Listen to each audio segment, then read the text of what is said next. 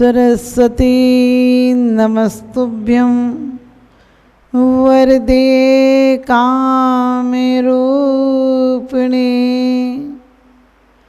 प्रवचनारंभं करिष्यामि,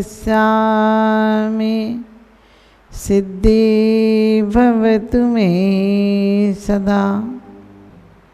मन की हवस तन को गुनाहगार बना देती है, स्वस्थ मन को बीमार बना देती है। भूखे पेटों को देशभक्ति की बात सिखाने वालों, भूखे पेट की रोटी तो इंसान को गुनाहगार बना देती है, गुनाहगार बना देती है। कभी कभी हम अत्याचारियों पर, चोर बदमाशों पर ये भाव लाते हैं कि ये बहुत दुष्ट हैं, इन लोगों ने लूटा है, किसी को मारा है, किसी के यहाँ चोरी की है, किसी के यहाँ डकैती की है। वास्तव में बुरे काम हैं, लेकिन कभी उनके पीछे भी ऐसी ऐसी घटनाएं होती हैं जिसके कारण हमारा दिल यदि वास्तव में उन घटनाओं को जाने, हम जो सिद्धांतों को कहते हैं कि हमारे महावीर भगवान के सिद्धांत अमर हैं, उनकी ज़रूरत है, मैं कहती हूँ वास्तव में इन सिद्धांतों की तरफ एक बार हम जाएंगे तो दुनिया की चोरी, डकैती, अत्याचारी और आतंकवाद समाप्त हो जाएगा। क्यों समाप्त हो जाएगा? जब दुनिया साम भाव में जिएगी, जब दुनिया अपरिग्रहवाद में जिएगी, जब दुनिया प्रेम और करुणा में जिएगी, तो कोई गरीबों के दरवाजे किसी के लिए, गरीबों के दरवाज़ों पर कभी भूख से बच्चे बिलखेंगे नहीं, कोई बीमार से परेशान नहीं होगा, कोई घर तबाह नहीं होगा, किसी की बेटी दुखी नहीं होगी, किसी की बेटी कुंवारी नहीं रहेगी। लेकिन हम सिर्फ बातें करते हैं, आदर्शों की हम बात बहुत अच्छी कर लेते हैं। कहते हैं वृक्षों की भांति फलता है कोई कोई, वृक्षों की भांति फलता है कोई कोई, दीपक की भांति जलता है कोई कोई। आदर्शों की बात तो सब लोग करते हैं, आदर्शों की बात तो सब लोग करते हैं, लेकिन आदर्शों के मार्ग पर चलता है कोई कोई, आदर्शों के मार्ग पर चलता है कोई कोई। हम रोज़ पढ़ते हैं, सुनिए जिन्हें अरज हमारे, हम दोष किए अति भारी, तिनकी अब निर्वृत्ति काजा, तुम शरण लही जिन राजा। हम रोज़ पढ़ते हैं भगवान मैंने बहुत पाप किए हैं और तिनकी निर्वृत्ति, लेकिन उन निर्वृत्ति को पढ़ने के बाद भी बाहर जाकर वही प्रवृत्ति होती है, वही आचरण होता है। मन में जिन बातों की मंदिर में आकर तीन लोक के नाथ जो सर्वज्ञ हैं, वीतरागी हैं, तो उपदेशी हैं, उनके सामने ये कह के जाते हैं कि तिनकी अब निर्वृत्ति काजा। भगवान उनकी निर्वृत्ति के लिए तुम ही शरणभूत हो, तुम ही ऐसे व्यक्तित्व हो जिन्होंने सब कसायों पर, जो सब पापों पर, सब विकारी परिणामों पर मुक्ति पाई है। तो कहते तिनकी अब निर्वृत्ति काजा, तुम शरण लगे जिन राजा। क्या कहते हैं कि गाँव पति जो होवे सो ही दुखिया दुख खोवे, तुम तीन भुवन के स्वामी, दुख मैटो अंतर्यामी। कितनी बड़ी बात कह जाते हैं भगवान से कि तुम तीन भुवन के स्वामी, दुख मैटो अंतर्यामी। हम इसलिए आपके चरणों में आते हैं कि वास्तव में आपने एक इंद्री से लेकर पंचेंद्री तक के प्राणियों की हिंसा का त्याग किया है, दोनों प्रकार की द्रव्य हिंसा, भाव हिंसा का त्याग किया है। तुम्हारे अंदर कोई विकार नहीं है। मैं भी आपका भक्त होना चाहता हूँ और दिल से होना चाहता हूँ, क्योंकि बड़ी अच्छी कल्याण मंदिर में बात कही है कि भगवान मैंने तुम्हारे दर्शन भी किए हैं, पूजन भी की है, आराधना भी की है, उपासना भी की है, तुम्हारे शब्दों को, भक्ति के शब्दों को मैंने कानों से श्रवण भी किया है। लेकिन क्या वजह है आज तक मेरा दुख नहीं मिटा है? उसकी वजह सिर्फ इतनी सी है कि मैंने तुम्हें हृदय में कभी धारण नहीं किया है, क्योंकि जिसे दिल से चाहते हो उसका दिल से भला भी चाहते हो। अभी हमारे प्रेम की औपचारिकताएं ऊपर ऊपर से हैं। हम रोज़ पढ़ते हैं एक इंद्रिय वेद, एक इंद्रिय आदि की भगवान, दो इंद्रिय आदि की मैंने यदि पाप किया हो मेरे से भूल से, क्योंकि ग्रस्त में रहते हुए त्रस हिंसा को त्याग वृथा था वरन संहारे। यदि हमने कभी हिंसा की हो तो कहते हैं भगवान वो मेरी माफ़ करना। क्यों माफ़ करना? क्योंकि तिनकी नहीं करुणा धारे, निर्दय है घात विचारे। एक वेते चौ इंद्रिवा मन रखित सहित जे जीवा, तिनकी नहीं करुणाधारी, निर्दय है घात विचारी। भगवान मैंने दिन रात पंचेंद्रिय जीवों का घात किया है, कभी प्रयोजन से करना पड़ा है, कभी निष्प्रयोजन भी किया है। मैंने पांचों इंद्रियों के विषयों के लिए पंचेंद्रिय जाति तक का घात किया है। कभी ध्यान रखना, वे वजह आज के समय में लोग कहते हैं पाप कम हो गया। मैंने कहा लाश को फूलों से छुपा देने से लाश नहीं छुप जाती है और अंदर बदबू और ज़्यादा हो जाती है। घाव को पट्टी से बांध लेने से घाव ठीक नहीं हो जाता है।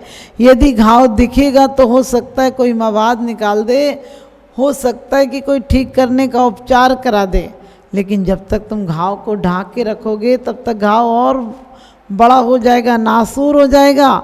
इसलिए अपने पापों को, अपनी प्रवृत्तियों को देखो, उन्हें आलोचना पाठ या सामायिक पाठ की लाइनों से मत दोहराओ कि वो तुम्हारा जीवन बर्बाद कर देंगे। क्यों कि सिर्फ शब्द तोते राम राम से हम सब राम राम रट रहे हैं। कोई इस्लाम है तो इस्लाम की बातें कर रहा है, कोई जैन है तो महावीर की बातें कर रहा है, जैन धर्म की बातें कर रहा है, कोई हिंदू है तो राम कृष्ण की बातें कर रहा है। उनको दोहराते चले आ रहे हैं, उन जैसा होना है। मैं कहती हूँ एक व्यक्ति, एक कंकड़ भी दोबारा वो कंकड़ नहीं होता है, एक इंसान भी दूसरी बार वही इंसान नहीं होता है। इंसान तो होता है लेकिन अलग होता है, अलग जाति होती है, अलग पंथ होता है, अलग देश होता है, अलग माँ बाप होते हैं। फिर तुम्हारे वही दोहराने वाले शब्द तुम्हें कैसे पुण्य कराएंगे? तुम्हारे अंदर परिवर्तन होना चाहिए। तुम महावीर, अल्लाह और राम की कीर्तियाँ बनकर मत रह जाओ। तुम्हें जो बनाया है परमात्मा ने, तुम पूर्ण वो बन जाओ। तुम्हें अनूठा व्यक्तित्व बनाया है तुम्हारा। एक कंकड़ भी दूसरे कंकड़ से नहीं मिलता, एक पत्ता भी दूसरे पत्ते से नहीं मिलता। नदी का पानी भी जो बह जाता है वो दूसरा पानी आता है। फिर तुम उसी ज़िंदगी में क्यों उसी ढर्रे में डाले हुए हो ज़िंदगी को कि जैसी है उसे नहीं बदलेंगे, उसको बदलने की कोशिश करो। और रोज़ मंदिरों में आने से कुछ नहीं होगा। हम रोज़ कहते हैं कि भगवान मैंने बहुत पाप किए हैं, मैंने करुणा नहीं की है। करुणा कब करोगे? आज तक दया को तुम करुणा समझते आए हो। दया किसी परिस्थिति में हो सकती है, दया किसी को देख कर आ सकती है, लेकिन करुणा वाले व्यक्ति को दया करनी नहीं पड़ेगी। उससे तो जो होगी वो दया ही होगी, क्योंकि करुणा के स्रोत बाहर से बहते हैं। जब भी दया आती है तो किसी परिस्थितियों पर आती है, दया आती है तो किसी को देख कर आती है, लेकिन करुणा आती है तो करुणा स्रोत बहे दुखियों पर, दुर्जन में मध्यस्थ प्रभु। क्या पढ़ते हैं? प्रेम भाव हो सब जीवों में, गुणी जनों में हर्ष प्रभु, करुणा स्रोत बहे दुखियों में, दुर्जन में मध्यस्थ प्रभु। सिर्फ ये लाइन हमारे ऊपर उतर जाए, प्रेम भाव हो सब जीवों पर। अभी तुमने निश्चित जीव बना रखे, इससे प्रेम करना, इससे दुश्मनी करना, ये अपना है, ये अपना पराया है, ये इस जाति का है, उस जाति का है, इस पार्टी का है, उस पार्टी का है। जाति और पार्टियों पर विश्वास मत करना। कभी भी हिंदू मुसलमान हो जाता है, मुसलमान हिंदू हो जाता है। जन्म से कोई किसी मजहब में पैदा नहीं होता। जन्म से हर बच्चा निष्पक्ष निष्कसाय होता है, लेकिन संभावनाएं होती हैं। जिसके हिंदू का बच्चा मुसलमान के यहाँ पाल दो, वो वैसी भाषा बोलने लगेगा। हमने भी बच्चों को तोतों की तरह धर्म की बातें सिखाई हैं। हम ये सिखाते कि प्रेम भाव हो सब जीवों से। तो दुनिया में आज इतनी अराजकता, इतनी भुखमरी, इतना भ्रष्टाचार नहीं होता। जो सबसे प्रेम करेगा तो दुखी किसको रख पाएगा?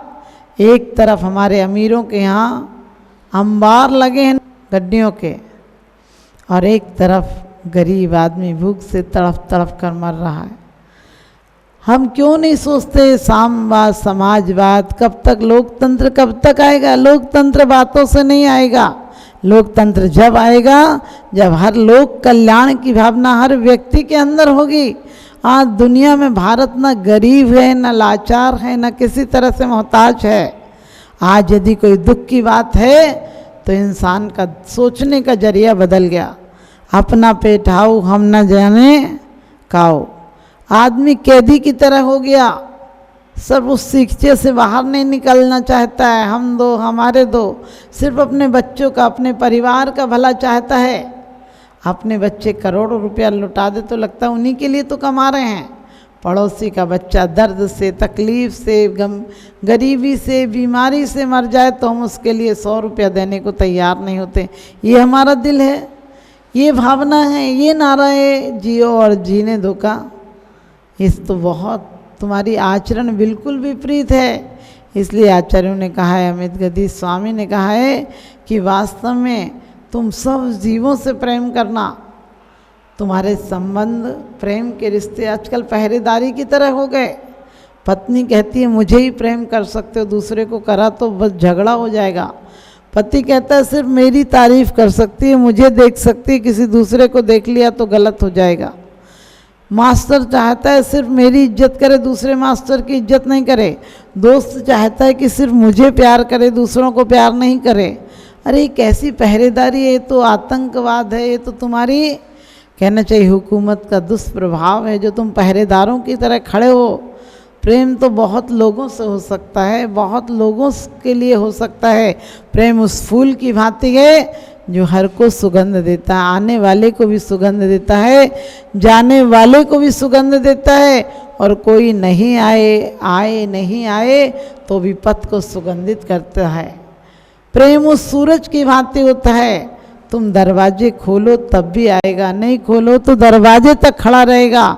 क्योंकि प्रेम एक समर्पण होता है, प्रेम में एक सम्मान होता है, प्रेम में किसी को कुछ देने के बाद आपके अंदर नम्रता आती है। लेकिन आज का प्रेम तो अहंकार लाता है, मैंने उसको इतना गिफ्ट दिया। आज का दिमाग आदमी बड़ा लगाता है, किससे रिश्ता रखना, किससे नहीं रखना, किससे क्या फ़ायदा होगा। ध्यान रखना, वहाँ भी तुम फ़ायदा देखते हो। अरे ऊपर वाला तुम्हें बहुत बड़ा फ़ायदा देने बैठा है, तुम्हें यहाँ जो कुछ मिला है अपने दिल को। लोग कहते हैं कि करुणा आएगी तब ना, मैं कहती हूँ करुणा कहाँ से आएगी। जिस जगह आज तक तुम्हारा अहंकार खड़ा है वहीं से करुणा आएगी।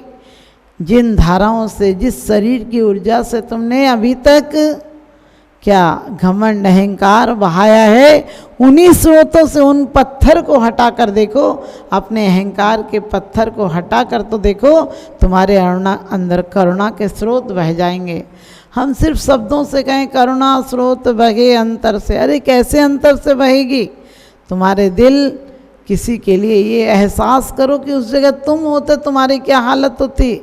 कई बार हम भिखारी को झिड़क देते हैं कि सुबह सुबह मांगने चला आता है, लेकिन कभी विचार करके देखना, लेकिन भीख मांगना आसान तो नहीं है ना। आप चाहते हैं क्या कि आप भीख मांगे कभी, लेकिन आजकल लोग अलग अलग तरह की भीख मांग रहे हैं। आप भले दरवाज़ों पर जाकर मांगे या नहीं मांगे, पति पत्नी से भीख मांग रहा है, प्रेम की भीख मांग रहा है, माँ बच्चों से सहारे की भीख मांग रही है, समाज वाला नेता उससे वोट की भीख मांग रहा है, राजनीतिक उससे इलेक्शन के टाइम भीख मांग रहा है।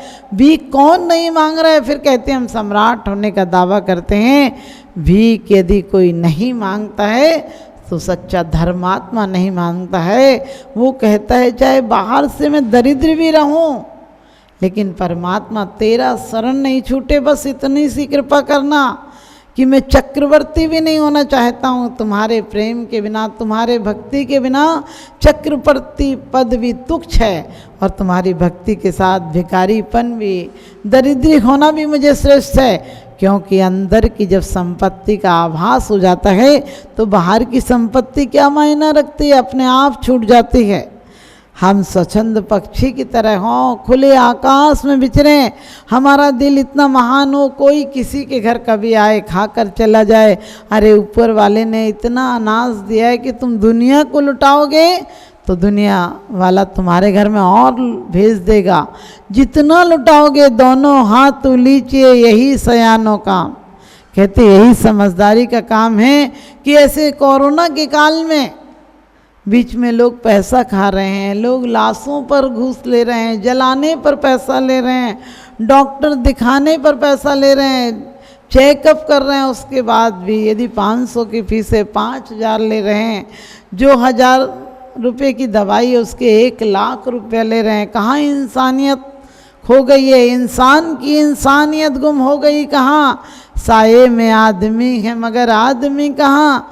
लोग कहते थे कि 21वीं सदी में दुनिया समाप्त हो जाएगी, मैं कहती हूँ दुनिया समाप्त हो या ना हो, इंसानियत हमारे अंदर से मर चुकी है। वास्तव में आज कोई मर जाता है हम उसमें भी राजनीति देते हैं, उसमें भी संप्रदायवाद देते हैं, उसमें भी एक दूसरे के लिए जहर उगलते हैं। यदि कोई मुसलमान मर जाए तो हिंदू कहता है, हिंदू मर जाए तो मुसलमान कहता है। अरे वहाँ भी राजनीति, धिक्कार है हमारी ज़िंदगी को कि वहाँ भी राजनीति। किसी के घर का चिराग बुझ गया है, किसी के बच्चे बेसहारे हो गए हैं और हम अपनी राजनीति देते रहते हैं। हम कफन भी बेचने का सौदा कर लेते हैं, हम लाशों का भी व्यापार कर लेते हैं, हम उसमें से भी अर्थ कमाने की कोशिश करते हैं, उसमें तो अध्यात्म कमाना चाहिए।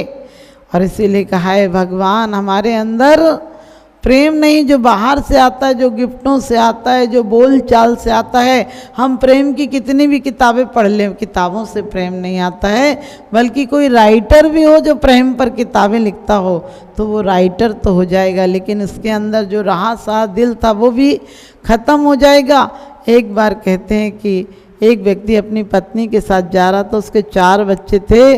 वो बहुत बड़ा तैराक, मैंने उसे जल का ज्ञान था, पानी का सारा अनुमान लगा लेता था कितना पानी है, डूबेगा या नहीं डूबेगा। उसने भी अनुमान लगाया, पढ़ा लिखा तो बहुत था, उसने अनुमान लगाया कि 20 फुट पानी है और मेरे 5-5 फुट के बच्चे हैं, डूबेंगे नहीं। और पत्नी से बोला आ जाओ। पत्नी आगे पति था, पीछे पत्नी थी, बीच में बच्चे थे। क्योंकि अचानक नदी में जैसे ही उतरे हैं तो बच्चे डूबने लगे थोड़ी दूर जाकर। पत्नी ने कहा बच्चे डूब रहे हैं। पति बोला कि चिंता मत कर, 20 फुट पानी है, 5-5 फुट के 4 बच्चे निकल जाएंगे। पत्नी बोली खाक में जाए तुम्हारा ज्ञान, अरे बच्चे डूबने लगे। जैसे तैसे पत्नी ने उन बच्चों को संभाला और वापस ले गई। पति से बोला रखो तुम अपनी किताबें अपने पास। उसने बोला हिसाब लगाता हूँ कैसे डूबने लगे। पत्नी बोली मुझे ज़्यादा तुम्हारी किताबों पर विश्वास नहीं है, आज भी शब्द ज्ञान पर भरोसा मत करना। जो लोग शब्द जहर उगल रहे हैं उनमें हकीकत नहीं है, वो पैसे के बलबूते पर किसी की बोली हुई तोते बोल रहे हैं। ये रटंत तोते हैं, ये पैसे के तोते हैं, ये ना जाने किस किस भाषा में बोलने लगते हैं। लेकिन हमें तो अंदर के ज्ञान को जगाना है, अंदर में अपना अंदर में प्रेम जगाना है और प्रेम ऐसा बढ़ाना है। हम एक एक चिराग भी जलता हुआ, एक चिराग भी बहुत होता है और बुझे हुए 1000 चिराग भी बेकार होते हैं। तो हम एक इंद्री से लेकर एक इंद्री का भी व्यर्थ घात नहीं करेंगे। त्रस हिंसा को त्याग, जो श्रावक होता है वो त्रस हिंसा का पूरा त्याग होता है, त्यागी होता है। 2 इंद्री से लेकर 5 इंद्री तक का जीव का कोई का घात नहीं करता है, कभी घात की योजना नहीं बनाता है, लेकिन एक इंद्री का भी व्यर्थ में घात नहीं करता है। आज शुरुआत से देखिए आप लोगों ने 1 बाल्टी पानी चाहिए और बटन दबाते हैं 10 बाल्टी पानी फैल जाए, आपको कोई कष्ट नहीं होता है। कभी विचार करके देखना कि इसी पानी के लिए लोग कितने मोहताज हैं, कितने लोग पानी के लिए परेशान हैं, पीने तक के पानी के लाले पड़े हुए हैं। हम पानी का दुरुपयोग कर रहे हैं, हम अग्नि का दुरुपयोग कर रहे हैं। अग्नि की आयु 3 दिन है, हम सिलेंडर लेते हैं, गैस में तुरंत बुझा देते हैं, जला देते हैं चूल्हे को। कभी देखा हमने 3 दिन जीने वालों को 2 मिनट में बंद कर दिया, 2 मिनट में मार दिया। वायु का है, अग्नि का है, हम वायु का कितना घात करते। चलो आपसे नहीं बनता, आप पंखा चलाते हैं, लेकिन जाते टाइम बंद कर दीजिए। लेकिन लोग कहते चलने दो, कोई फ़र्क नहीं पड़ता। अरे बिजली का बिल ही तो आएगा, लेकिन पापों का बिल आएगा, उस दिन तुम कैसे भोगोगे इस पर भी विचार किया करो। वनस्पति काय का कितना घात कर रहे हो। वनस्पति का है, बेवजह में लोगों ने लॉन में रोज कटिंग कराते हैं। अरे तुम्हारी उंगलियों को कोई काट दे तो क्या होगा। पानी नहीं देते हैं, कभी कभी जानवरों को खाना नहीं देते हैं, वृक्षों को पानी नहीं देते हैं। कभी विचार किया वो भी तुम्हारे जैसे जीव हैं, तुम्हारी कई पर्यायें उन्हीं में होकर आई हैं, आज भी तुम्हारे रिश्तेदार उन पर्यायों में हो सकते हैं। तुमने बड़े पुण्य के उदय से ये पर्याय पाई, इसका दुरुपयोग मत करो। ये सत्ता सिर्फ 7 दिन के लिए मिली है, 7 दिन बाद चले जाओगे। वही बात है, पहले जब आए तो बचपन में क्या खिलौनों का बोझ था, फिर किताबों का बोझ था, फिर पति पत्नी की चिंताओं का बोझ था, फिर बच्चों का बोझ था, फिर सर्विस का बोझ था, फिर पेंशन का बोझ था, जब मरे तो लकड़ियों का बोझ था। इतना बोझ लेकर क्यों जिए? निर्भर होकर जी सकते थे, निस्संग हम होकर के जी सकते थे। वास्तव में हम निस्संग होकर आते हैं, निस्संग होकर आते हैं, लेकिन बहुत सारे संग मान्यताएं, धारणाएं, नीतियां, पक्षपात, परिवार लेकर मर जाते हो। इतना बोझ लेकर क्यों मरते हो अपनी ज़िंदगी में? तो प्रेम भाव हो सब जीवों में, सब जीवों के प्रति आज भी दुनिया में हर इंसान भावना मानने लगे कि परमात्मा सबके घर में सुख कर देना, सारी बीमारी दूर कर देना। मैं कहती हूँ एक एक साथ मिलकर यदि सब लोग प्रेयर करें, दिल से प्रेयर करें, जैसी संपत्ति और संतान के लिए प्रेयर करते हो, दिल लगा देते हो, रातों रात जागते हो कि मेरे बच्चों को कष्ट ना हो, इसलिए वो बच्चे भी आपके हैं जो आज बीमारी के कारण मर रहे हैं, जो दवाइयों के अभाव में मर रहे हैं। आप उनकी तरफ भी ध्यान दो, जो मिला है उसे दोनों हाथ से किसी की करुणा दान में लगा दो। और जब तुम्हारे अंदर करुणा होगी तो तुम्हारा आचरण अपने आप दयावान हो जाएगा। नीतियाँ अंदर से, धर्मात्मा व्यक्ति को नीति सीखना नहीं पड़ती है, और नीति सीख ले तो अंदर से धर्मात्मा नहीं हो जाता है। लेकिन लोग कहते हैं धर्म को जान लो, मैं कहती हूँ धर्म को क्या जानोगे? धर्मात्मा हो जाओगे तो सब जान जाओगे, लेकिन जानने से कोई धर्मात्मा नहीं होता है। तुम्हारी बाहर की चीज़ों ने तुम्हें अहंकार में लाया है। हम करुणा के स्रोत बहाएंगे, हम किसी दीन दुखियों के काम आएंगे। मत कहो से हरगिज बीना जिसमें बसती झंझकार नहीं, मत कहो से हरगिज बीना जिसमें बसती झंझकार नहीं। वह हृदय नहीं, वह पत्थर है जिसको गैरों से प्यार नहीं। वह मानव भी मर चुका यहाँ, वह मानव भी मर चुका इस यहाँ जिसको गैरों से प्यार नहीं। वह हृदय नहीं, वह पत्थर है जिसको गैरों से प्यार नहीं। वह मानव भी मर चुका यहाँ जिसको पर का उपकार नहीं। वह फूल नहीं, वह कंटक है जिसमें सौरभ का सार नहीं। वह फूल नहीं, वह कंटक है जिसमें सौरभ को सार नहीं। वास्तव में आप सौरभ का सार बनाएं, आपकी ज़िंदगी मेहरबानी हो जाए, मरो तो कहानी हो जाए।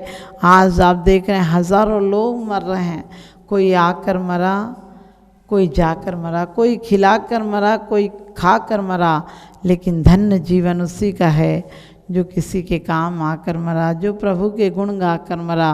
प्रभु के गुण गाने का मतलब ये नहीं है कि आप तोतों की तरह रोज़ मंदिरों में आकर 2-2 घंटे आप गीत गुनगुनाते रहो। आप अधिक गीत गुनगुनाते हो तो आप ये सोचते हो हमारा गीत बहुत अच्छा लग रहा है। माँ बच्चे को लोरी सुनाती है और बच्चा सो जाता है तो माँ खुश हो जाती है कि हमारे बच्चे को लोरी बड़ी अच्छी लगी, मैं बड़ा अच्छा गा रही थी। लेकिन कभी विचार किया करो ये तुम्हारा गाना नहीं था, ये शोरगुल था जिससे बच्चा ऊब के सो गया। आज तुम्हारे झूठे शोरगुलों से तुम्हारा परमात्मा भी अंदर का सो गया है, परमात्मा भी नहीं जागता, ऊब गया है। तुम्हारी झूठी नौटंकी देखकर, मंदिर और बाजार का व्यापार देखकर, तुम्हारे अंदर और बाहर की परिणति देखकर, अंदर में तुम्हारी कतरनी चलती है और बाहर से माला चलती है। अंदर में अपमान चलता है, बाहर से सम्मान चलता है। अंदर में दीपक बुझाने पर लगे हो, बाहर एक आध दीपक जला लेते हो। रोज़ ऐसी ही हालत हमारी सरकारों की है, सड़कें बनाती जा रही है, वृक्ष कटवाते जा रहे हैं। प्रकृति अनुकूल कैसे रहेगी? कैसे बरसात होगी? कैसे सब कुछ होगा? हम आकर मंदिरों में करुणा स्रोत बहे दुखियों में कहते हैं गुणी जनों में हर्ष प्रभु। कहाँ है गुणी जनों को देखकर? गिरगिट जैसी गर्दन झुका लेते हो। अपने बच्चे के लिए विदेश तक ले जाओगे, यदि पड़ोस में कोई त्यागी वृत्ति, अपाहिज, गरीब, लाचार है तो उसको देखने तक नहीं जाते हो। बोलते कुछ हो जाएगा तो, अरे अपनी सेफ्टी से जाओ, लेकिन नहीं जाओ तो उसके घर कुछ भिजवा दो। लेकिन खाने के पहले देखा करो कोई भूखा तो नहीं है, मेरे पड़ोस में कोई भूखा तो नहीं है। कहीं जाने के पहले देखा करो, मेरे पास 2-2, 3-3 गाड़ियाँ हैं, कहीं कोई पैर के लिए लाचार तो नहीं है। किसी गरीबों के पैर लगवा देना, किसी के घर रोटी भिजवा देना और किसी के घर 2 सांत्वनाओं के शब्द प्यार से दे आना। झूठी सांत्वना मत देना कि तुम्हारे घर का क्या होगा, अरे उसके घर चुपचाप भिजवा देना कि अब तुम्हारे घर, ये मत कहना मैंने भिजवाया है। लोग बड़े दुखी रहते, क्या करें मेरी इज्जत नहीं है घर में। अरे इज्जत कैसे होगी, तुमने सिर्फ दिया है, वो भी अहंकार से दिया है।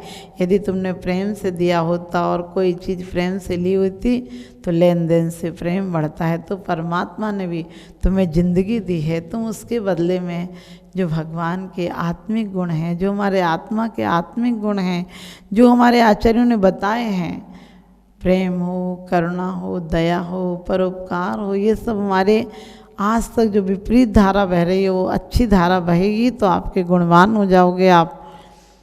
हम जो कहते हैं गुणी जनों को देख हृदय में मेरे प्रेम उमड़ावे, जिस दिन मेरा दिल ललच जाएगा, जिस दिन मेरा दिल तड़फ उठेगा उस जैसे गुणों को पाने के लिए, उस दिन हम परमात्मा बन जाएंगे। यदि हमसे कोई बुरा आदमी कुछ कह देता है तो हमें क्रोध नहीं करना चाहिए, बल्कि उस पर करुणा आनी चाहिए कि उसके अंदर ऐसी विकृति मेरे निमित्त से आई और अब मैं यदि आग का काम किया है तो मैं ही जल बनूंगा उसके लिए, मैं ही उसकी दिक्कतों को बंद करूंगा, मैं उसके घर जाकर दिल से क्षमा मांग लूँगा, उससे प्रेम के रिश्ते बना लूँगा। और कहते हैं कि यदि आपके बारे में कोई कुछ कहता है तो बुरा कहता है तो उसके प्रति बिल्कुल मध्यस्थ हो जाना, कुछ मत बोलना, अपने मुंह को बर्बाद मत करना, अपने मुंह को गंदा नाली का कचड़ा मत बनाना। कहते हैं पर निंदा गाली चुगली जो मुंह पर आया वमन किया। हम हिसाब लगाएं कि पूरे दिन में कितनी देर हम निंदा चुगली और बेकार की बातें करते हैं और कितनी देर परोपकार की जिनवाणी की बात करते हैं, तो आपकी वाणी जिनवाणी बन जाए, आपका दिल गंदा नाला नहीं गंधोदक बन जाए, आपका दिल सिर्फ दहली नहीं भगवान का दरबार बन जाए, जो आए उसके दुख दर्द मिट जाएं। आप सबको परमात्मा यही दे, गरीबों का दर्द मिटाएं। झूठी तसल्ली देने से कभी भी उन लोगों को शांति नहीं मिलेगी। जब तक शांति नहीं मिलेगी, जब तक हर घर में रोटी नहीं पहुंचेगी, जब तक हर घर में ज़रूरतों का सामान नहीं पहुंचेगा, तब तक ध्यान रखना कितने भी तुम पहरे लगा लेना, कितने भी कानून बना लेना, किसी भी अदालत में चले जाना, जब तक तुम्हारी अंदर की अदालत न्याय का फैसला नहीं करेगी तब तक सारी अदालतें झूठी हो जाएंगी। जब तक कोतवाली क्या करेगी, तुम अंदर के कोतवाल को जगाओ, सही नीति और न्याय करो, अपने पापियों को नहीं दंड दो, अपने पापों को दंड दो। क्योंकि पापी भी कभी आपने देखा होगा जो चोर से चोर, बदमाश से बदमाश, वो यदि कभी सज्जन हो जाता है तो बहुत बड़ा सज्जन हो जाता है। जैसे वाल्मीकि अंगुली माल आदि जैसे, तो हम तो इतने पापी नहीं हैं। हम अपने जीवन में सज्जनता को आज से अभी से लाएंगे और इस महामारी कोरोना के समय में सबके काम आएंगे। कम से कम हम शारीरिक रूप पर नहीं जा सकते हैं तो मानसिक रूप पे, आर्थिक रूप में सबका सहयोग करेंगे। आप सब भी सहयोग करें, परमात्मा आपका खूब सहयोग करे। और जिन घर में भी यदि कोई वास्तव में लाचार है तो अभी पहला कर्तव्य है, पहली पूजा ये है, पहली इबादत ये है, पहला सजदा ये है कि आप किसी के काम में आएँ, उसमें स्वार्थ, अहंकार और पार्टीबाजी नहीं करें। इस समय कोई भी, हर डॉक्टर को चाहिए कि जो आज मोहताज है, लाचार है, गवर्नमेंट बहुत सुविधाएं देती हैं, उसका उनको लाभ कराएं और उनको निःशुल्क उपचार करें। सोचकर देखना, जिस पे 10-20 हज़ार की, 1-2 लाख की पूरी संपत्ति है, वो बेचारा अपने गरीब आदमी कैसे इलाज कराएगा। उसके लिए भगवान बन जाना, उसके लिए वरदान बन जाना, उसके लिए काम आना सबसे बड़ी इंसानियत है। और इंसानियत परमात्मा से भी बड़ा तोहफा होता है। परमात्मा भी इंसान को अपने रूप में कभी डॉक्टर बनाकर भेजता है, कभी संत बनाकर भेजता है, कभी नेता बनाकर भेजता है। तुम्हें जो भी बनाकर भेजा है, तुम 1 नंबर के होके जाना। वहाँ जाकर तुम्हें ये नहीं हो कि तुम अपना हिसाब बताते टाइम रो, गिड़गिड़ाओ। वहाँ गिड़गिड़ाने से कुछ नहीं होगा और यहाँ की संपत्ति वहाँ भी काम नहीं आती है। तो कहते हैं तुम दौलत मत जोड़ना, क्योंकि उम्र भर के लिए लोग तिजोरियां जोड़ते हैं, लेकिन अफसोस है मौत का फरिश्ता रिश्वत नहीं लेता, मौत का फरिश्ता रिश्वत नहीं लेता। एक पति रिश्वत से भरा हुआ बैग अपनी पति को थमाते हुए, पत्नी को थमाते हुए बोला, ले आज तेरे जन्मदिन की गिफ्ट। पत्नी बहुत खुश थी, पत्नी बहुत धन्यवाद दे रही थी पति को। फिर कुछ देर बाद पत्नी को याद आया, बोली कि आप अकेले आए हैं, बच्चा भी आपको लेने गया था। पति बोला वो तो मुझे नहीं दिखा। पत्नी ने वो बोला वो उस होटल में ठहरा था। पति बोला उसी होटल में तो मैं भी ठहरा था। तो पत्नी ने कहा फिर आपको कैसे नहीं मिला? वो तो कह रहा था कि 4 बजे पापा आएंगे तो मैं मिलूँगा। और कहते हैं शाम 4 बजे आप आने वाले थे, आप सुबह आए हो वहाँ होटल में ठहर कर, कि आपको बेटा नहीं मिला? उन्होंने कहा नहीं मिला। अचानक उन्हें याद आया कि जिस होटल में मैं ठहरा था बहुत सारे लोग मुझे बुलाने आए थे कि डॉक्टर साहब एक बच्चा पेट दर्द से तड़फ रहा है, कहीं वो मेरा बच्चा तो नहीं था। जब बच्चा था डॉक्टर को बहुत गिड़गिड़ाया था लोगों ने कि देख लीजिए एक बच्चे को बहुत पेट में दर्द हो रहा है। आप डॉक्टर को सिर्फ आशंका हुई और डॉक्टर तड़फ उठा, तुरंत वहाँ गया, उस होटल पर गया और बोला वो बच्चा कहाँ है? लोगों ने कहा लाश दफना दी, लेकिन फ़ोटो हमारे पास शेष है। और कहते हैं कि वही डॉक्टर का इकलौता बेटा था जिसे कि उसने इलाज नहीं दिया था और इलाज के अभाव में बेटा मर गया था। डॉक्टर बहुत रोया, पत्नी बहुत रोई। और आपको पता होगा कि इसी तरह से हम भी बहुत रोएंगे जब अपने परिवारों पर कुछ घटना घटेगी। जाके पैर न फटी बिमाई, वो क्या जाने पीर पर आई। तो आप ध्यान रखना हमारे बच्चों के साथ भी कभी अनर्थ ना हो, इसलिए हम किसी के घर अनर्थ ना होने दें। अपनी धन की आकांक्षा के पीछे किसी के साथ घात ना करें। इन्हीं शुभ भावनाओं के साथ आपको आशीर्वाद।